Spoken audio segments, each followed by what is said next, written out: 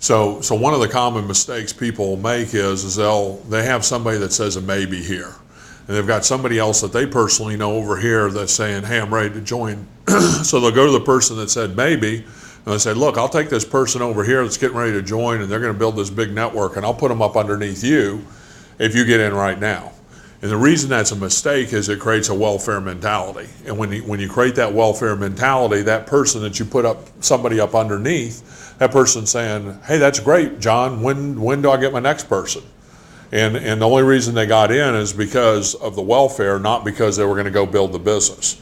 Now, there are times when somebody is, there's mutual friends. So you work at a real estate office, and you're talking to somebody at a real estate office and somebody else over here, but the other person knows them as well. Well, at that point, it might be appropriate to, hey, John's getting into the business and John could get up underneath you.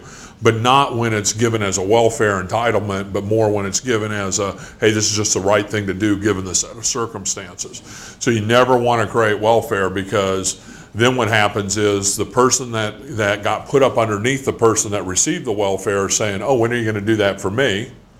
Everybody I brought in is up underneath me. When are you going to do it for me? And the person that received the welfare is saying, when are you going to give me another one? So at some point, we're in the business of duplication. At some point, it's just not duplicable, in that the person just doesn't, you just can't keep recruiting enough people to put up underneath everybody. So in this business, that's called stacking. You never want to stack somebody up underneath somebody else. And you want to, this business is a business of going wide, and it's a business of speed over strategy. So a lot of times people will say, well, I'm not going to talk to this person until I get promoted.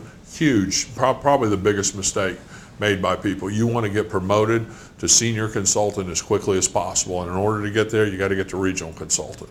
And so you can't be holding anybody. You keep personally sponsoring until until you get your first group of 6 and get your 5 customer points, and then you start personally sponsoring again.